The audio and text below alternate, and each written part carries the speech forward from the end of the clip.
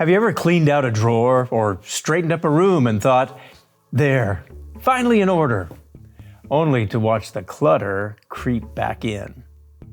We know that happens physically, but it happens spiritually as well. Did you know God has a solution? His master plan for humanity, found in His festivals, it begins with Passover. And Passover reminds us that through Jesus Christ's sacrifice, our sins can be forgiven. We're given a fresh start, a clean slate. But that's not the end of the story. Because even after forgiveness, clutter can creep back in. We still need to change. We still have to deal with the habits, the attitudes, and patterns that pull us away from God. Now that's where the Feast of Unleavened Bread comes in. This 7-day festival teaches a powerful lesson. Don't just remove sin, replace it with something better. Replace it with a new way of living. You know, after that first Passover, God delivered the Israelites from slavery in Egypt. They left in such a haste, there was no time for their bread to rise. So, God commanded them to eat unleavened bread during this festival every year as a lasting reminder that He had set them free, brought them out of slavery. Now, that points directly to us. Before God called us, we were in a kind of spiritual Egypt, held captive by sin. But through Christ, we can be delivered, not only from sin's penalty, but also from its grip on our lives. Now that's why leaven during these days represents sin.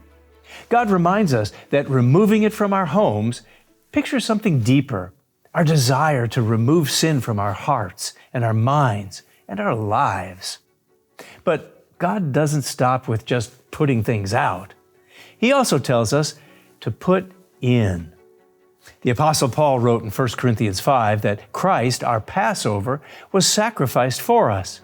And then he said, therefore, let us keep the feast with the unleavened bread of sincerity and truth.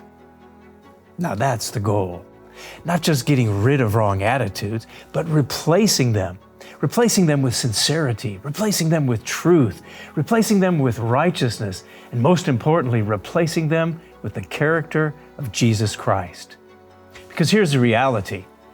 If you only sweep sin out, but don't fill your life with God's way, that old clutter creeps right back in. So these days, ask a very personal question.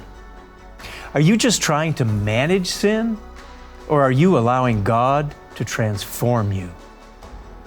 Observing the Feast of Unleavened Bread reminds us that real Christianity goes far beyond just forgiveness. It's about change. It's about growth. It's about becoming a new person through the power of God. So take the time to really look at your life.